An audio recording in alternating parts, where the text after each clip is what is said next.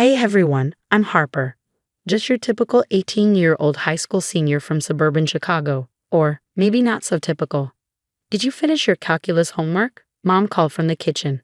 Almost, I shouted back, furiously scribbling equations. Don't forget you've got your volunteering shift at the hospital tomorrow, Dad chimed in. I sighed. I know, it's all under control. That's basically my life. Study, volunteer, repeat. But honestly, I love it. Now, let me tell you about my sister, Vanessa. She's 22, in her final year of pre-med, and the golden child of the family. Perfect grades, perfect hair, perfect everything. Or at least that's what everyone else seems to think. Hey Squirt, still playing doctor with your little volunteer gig.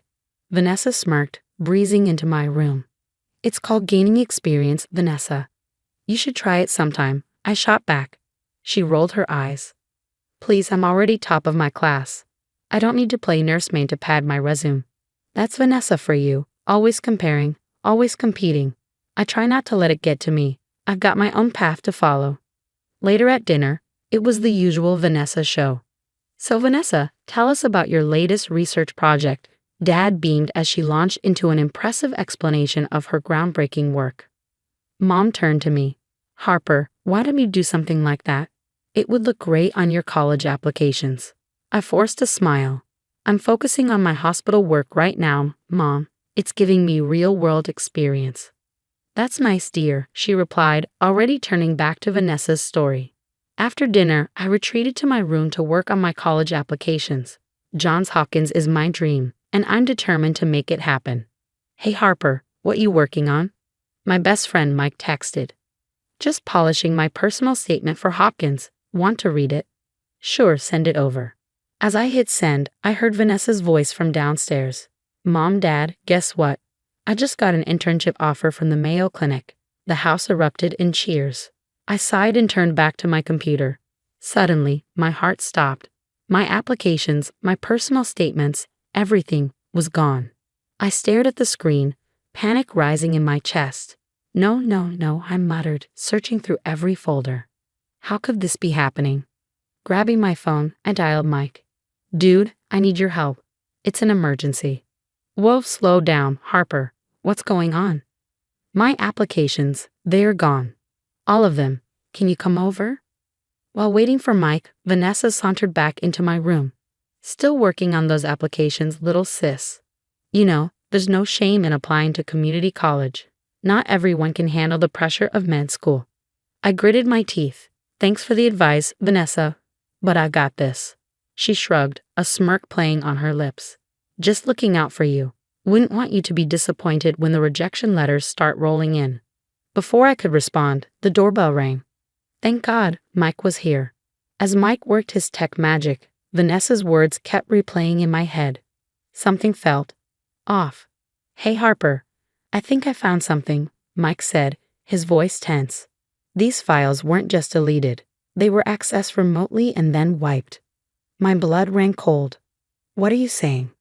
Someone hacked your computer, Harper, Mike replied, and I think I know who. I followed his gaze to the screen. There, clear as day, was an IP address, Vanessa's laptop. No, she wouldn't, I whispered. But deep down, I already knew. I stormed downstairs, finding Vanessa in the living room with our parents. How could you? I shouted. You deleted my applications. Vanessa's face paled. Vanessa quickly composed herself. What are you talking about? Have you lost your mind? Don't lie, Vanessa. We traced it back to your laptop. You hacked my computer and deleted everything. I was shaking now, tears streaming down my face. Our parents looked bewildered. Dad stepped forward, trying to calm the situation. Girls, what's going on? Vanessa's composed facade cracked. You don't deserve it, she yelled. You think you can just waltz into med school and be better than me? I've worked my entire life for this. I stood there stunned. So he tried to ruin my future. My voice trembled. Because you're trying to steal my spotlight. Vanessa screamed, her voice breaking. It's always, Harper's so kind. Harper's so smart. What about me? I'm the one who's supposed to be the doctor in this family. Mom gasped. Vanessa, how could you say such things? But Vanessa was on a roll now, years of pent-up jealousy pouring out. You have no idea what it's like, always feeling like I have to be perfect. Always knowing Harper's right behind me, ready to take my place. Take your place. I was incredulous. I've never tried to compete with you, Vanessa. I just wanted to follow my own dreams. Dad stepped in, trying to mediate. Girls, please, we can work this out. Maybe we should consider family therapy. No, I cut him off, my voice steely. There's no therapy for this. Vanessa tried to destroy my future. I'm done. Harper, please, Mom pleaded. We're family. We can fix this. I paused at the doorway, my back to my family. Watch me. The days after the confrontation were a blur. I felt like I was drowning, watching my dreams slip away with each passing deadline. But I refused to let Vanessa win. Okay, team, I said, looking around at my friends gathered in my room. We've got a lot of work to do and not much time. We divided the tasks. Sarah would help me rewrite my personal statements, Alex would contact my teachers for new recommendation letters, and Mike would handle the technical side, making sure everything was submitted correctly. As we worked, my phone buzzed. It was Mom. I hesitated before answering. Harper, please come home, she said softly. We need to talk about this as a family. I took a deep breath. I can't, Mom. I need to focus on rebuilding what Vanessa destroyed. There was a long pause. We didn't know. We never saw. We're so sorry, Harper. A lump formed in my throat, but I pushed it down. I know, Mom, but I need to do this on my own now. As I hung up, Sarah squeezed my shoulder. You've got this, Harper. We believe in you. Days turned into weeks. We worked tirelessly, fueled by determination and countless cups of coffee. One afternoon, as we worked, Mike looked up from his laptop. Hey, what about this EMT certification program? He suggested, pointing at the screen. It's a year-long course. Could be a great experience before med school. I leaned in, intrigued. That actually looks amazing. I could get hands-on experience, really see if this is what I want. As I began to broaden my horizons, news from home trickled in. Vanessa's university had launched an investigation into her academic conduct. Apparently, her unethical behavior wasn't limited to sabotaging my applications. She's been put on academic probation, Dad told me during one of our weekly calls. His voice was heavy with regret. We had no idea things had gotten so bad. We failed both of you. I sighed, feeling a strange mix of vindication and sadness. We all have a lot to learn, Dad. But right now, I need to focus on my future. Months passed. I submitted applications to a range of schools and enrolled in the EMT program. The work was challenging, often grueling, but it ignited a fire in me that I never knew existed. Then, on a crisp spring morning, it happened. I was at the EMT station when my phone buzzed with an email notification. My hands shook as I opened it. Dear Harper Johnson, we are pleased to offer you admission to Stanford University School of Medicine with a full scholarship. I stared at the screen, tears filling my eyes as the weight of everything lifted from my shoulders. Despite everything, I had made it. I couldn't believe my eyes. Stanford with a full scholarship. I read the email 3 times before it finally sank in.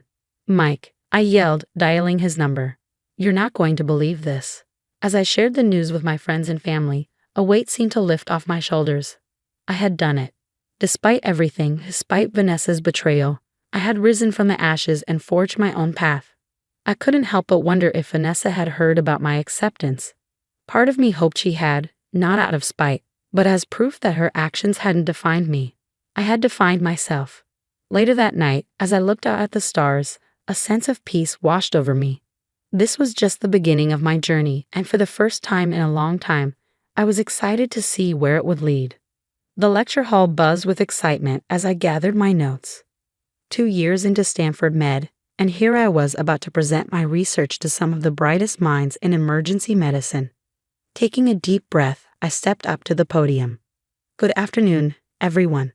Today I'll be discussing our findings on innovative triage techniques in mass casualty events.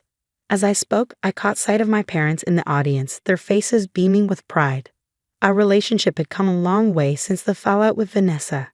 They had learned to celebrate my achievements without comparing me to her, to support me without suffocating. As the day wound down, I found myself surrounded by friends, colleagues, and family. Mike pulled me into a tight hug. You were amazing, he whispered. I looked around at the smiling faces, feeling that familiar sense of peace wash over me. This was where I belonged. This was the future I had fought for. A surge of excitement ran through me for what lay ahead. The road hadn't been easy, but it had led me exactly where I was meant to be. And that's the end of my story, everyone. Now I've got a question for you. If you were in my shoes, would you ever forgive Vanessa for what she did? Or are some betrayals just too deep to move past? Share your thoughts in the comments below.